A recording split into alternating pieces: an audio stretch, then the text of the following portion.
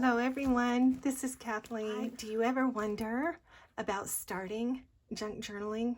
Do you remember what it felt like when you started junk journaling?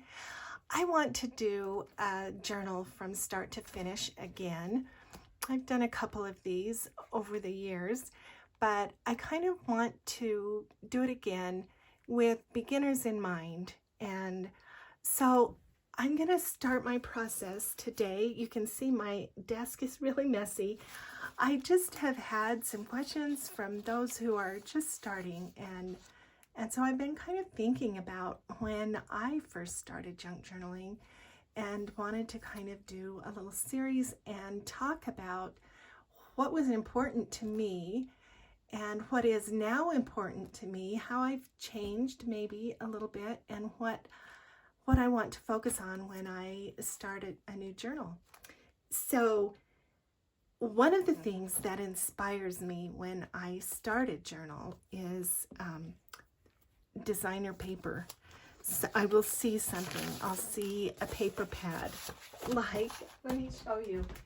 So recently I was in Hobby Lobby and I saw this pretty paper pad, and it just has such gorgeous papers, and I thought, oh, that would make a pretty journal. So I bought it. I think it was on sale, and then it sits in my cupboard, and it takes me a long time to get to some of these things, but I thought this would be a perfect one to begin a journal series thinking about beginners, partially because it's blue, and blue is so easy to find beautiful things.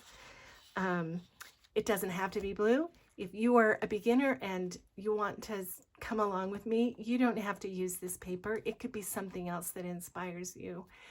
I just wanted to make this journal and thought this would work. The other thing that I do, the second step that I do when I come across something that I want to use as a junk journal, is to go and find things that match it, things that will help me create a pretty book. And there are a couple of ways that I do that. I go to the thrift store, I shop my stash. Now, what is a stash, you wonder? So if you are a beginner, and this is Junk Journaling 101, I need to define some of the terms. So a stash is your collection of papers and fabrics and little pieces of junk and fibers and all kinds of stuff, all of the things that we junk journalers use when we're making a junk journal. We call it our stash.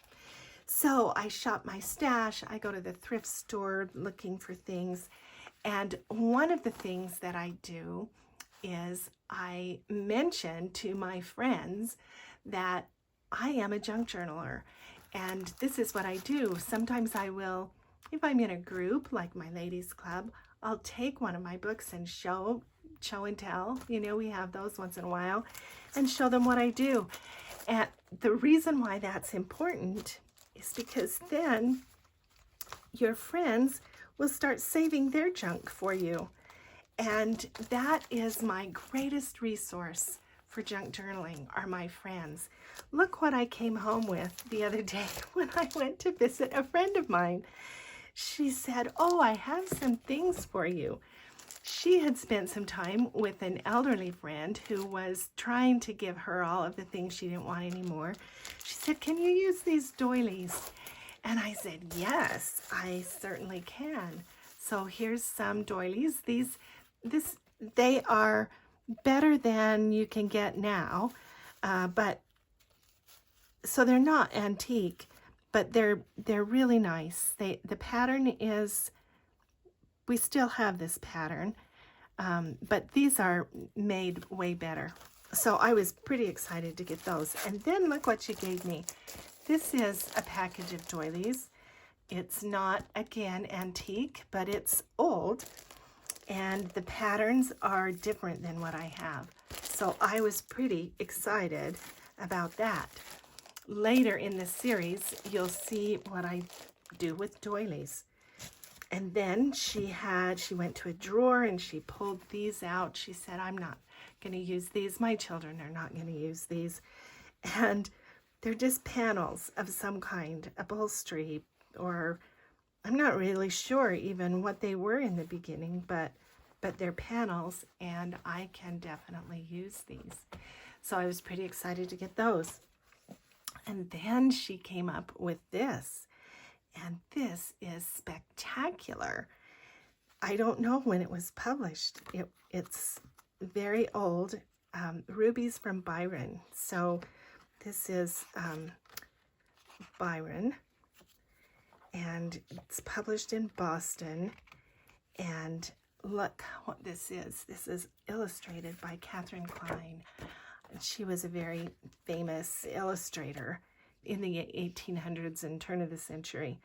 So these are all her, look at these little bird sketches. She was really famous for her birds and flowers. And each one of these pages is gorgeous. And I can use it as a panel, or I can scan it, and yeah, but I was pretty excited when she gifted this to me. Yeah, it's old and pretty fragile, kind of falling apart, but I will use it. And then she had this little book too, Art Nouveau, and I was so pleased with it. And especially pleased because look at the pages. The pages are folded inward like this. And so there are two pages together. And those will be perfect to, if I can deconstruct it and then bind this edge in. And look at these pretty pictures. So pretty. So there's those two. Then she had this book of Japanese art, watercolor, flowers. I'm so pleased to get that. And then, holy cow, this is amazing.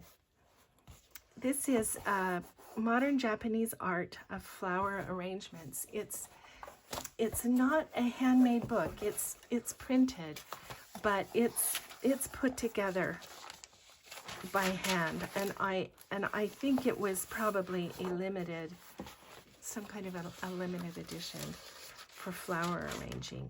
And the paper is very thin, and then so there's an explanation in both Japanese and English and of how to do the flower arrangement, and then there is this beautiful artistic print, little watermark down there for each of these.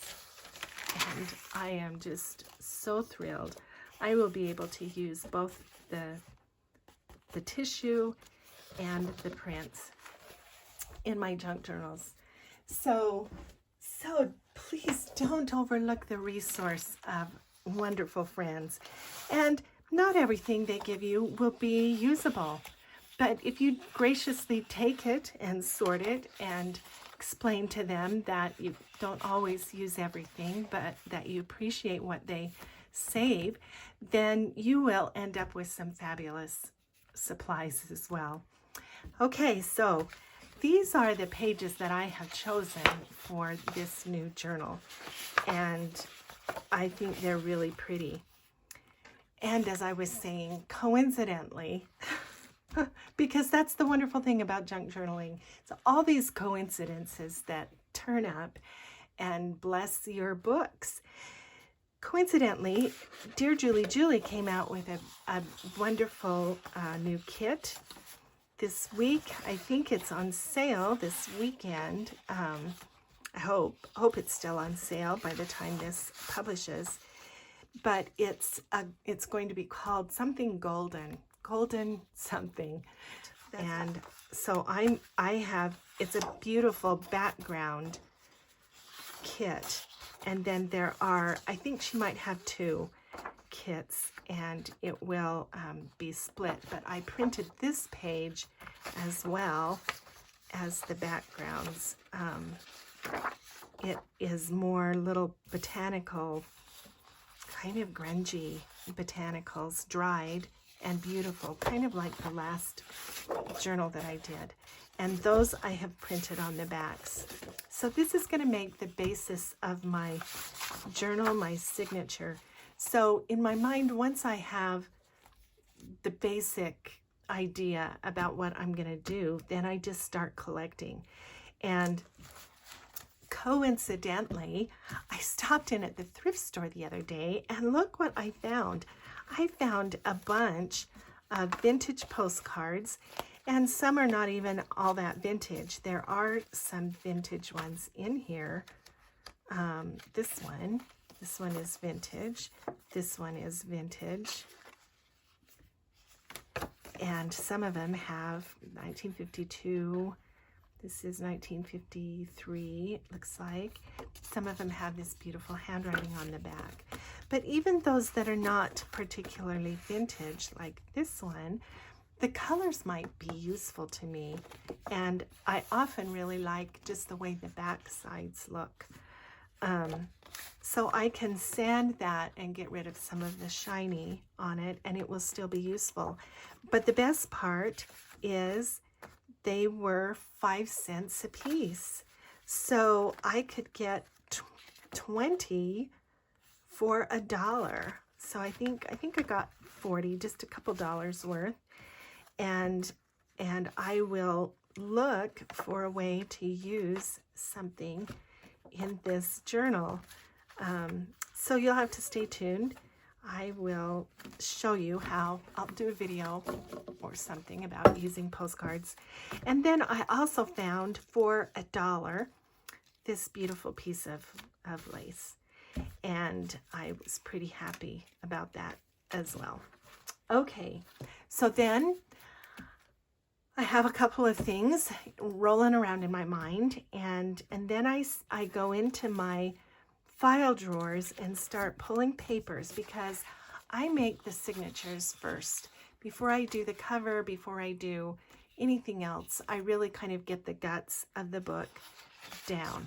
This is going to be my kind of my inspiration page, and so I kind of want to choose things out of my stash and to go into the signature based on kind of the colors and the mood of this. So this is a very calm kind of mood. Okay, there's not a lot of bright colors. It's not exciting, you know, stuff going on, prints or in your face. I am kind of a calm sort of person, so that's what draws me, and so that's the mood that I'm going to go for, is going to be kind of calm and muted colors, and so that's what I'm going to do. And that suggests maybe not boho. You know, boho is kind of bright. So I have 3 kinds of styles that I like to do. I like steampunk, I like boho, and I like vintage. And so this, I think I'm going to stick with vintage for this. And I think I'm going to go maybe a little bit on the shabby side because of these light colors and the flower kind of motif. And so I might make this a little more shabby. So that means I can add some lace. And that means I can add, you know, a couple of these doilies. And I found this in my stash, which just matches beautifully. So I'll do something with envelopes, and maybe I'll make another video about how to use envelopes in your journal. I did find this in my stash, which I think matches well enough to go in. I found this, the term pink written on it, this little extra button sack. So I think I'm going to use that somewhere. And so let me show you what I pulled for the other papers for this signature. So I have deconstructed one of those like Walmart journals, you know, that just come with paper. And I have deconstructed that, and then I've coffee dyed it. So I'll do that. This is graph paper that, you know, here, let me put this on this side, and then I can show you how it matches. So these colors match well. I have this little piece of vintage school paper. Those colors match. I always like putting music paper in my journals, so we'll do a sheet of that. This is out of a cross-stitch instruction book. The paper is sturdy, and while it's thrifted, you know, it's not new, but it's not fragile. So we'll use that. I have a package of just this household ledger book, and I think that is going to match well. And look what I found. I also found this in my file, in my stash. This is some straw in this mulberry paper. And now this is, I'm going to put this in the signature, but it's going to be just kind of a special thing. It's too thin and flimsy to add anything to. You could write on it, but I'm going to put it in there just to make it look pretty. This is some vintage ledger. It's not antique. In case you can't find vintage ledger, it's okay. But if you keep your eyes open, you can often run into these kinds of books in the thrift store. This is just a card. I think it was like one of those divider cards at some point, and you can often find this kind of paper in the thrift store. So keep your eyes open for stuff like that. This is another old ledger book that I have. This is just, it's new. It's household copy paper, but it's in this gray color. And so I'll show you how well that matches. Yeah, so that's going to give me some color in the book. And then these are two coffee dyed sheets of just regular household paper, but sometimes the coffee has different colors, and sometimes it's more brown, sometimes it, anyway, this coffee ended up kind of this pretty, it's a very pale flesh color or peachy buff color, but I think it matches these kind of these orangish flowers really well. So I was pleased that I could pull that out of my file. And then in my journals, of course, you know that I always put what I call shorts. And I actually have two other videos that I have. I will link below from putting together signatures if you're interested to see that process again. But I love to add shorts to my signatures because I love the look of layers. And so I will pull in some of these deconstructed book pages. This is just a funny little blood glucose values. It was a little notebook. My friend gave it to me. So that will go in the shorts. Here is, I think this might be the very last page of that old calendar from 2020, which is, you know, now historic for us. And here is just a short notebook that was from the thrift store.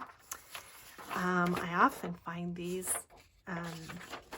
cross-stitch books in the thrift store. And then, of course, this paper bag. Did I show you that already? Anyway, that's what I have so far. And then I will look through my stash and find a few more things that I think will look pretty in this junk journal. And then I'll come back and show you what the next step is, which is going to be the cover. So, because I can't sew or even trim really until I decide on what I'm going to do for a cover. So that's next up, and I will see you again. Thanks for joining me. I hope this will be helpful for someone.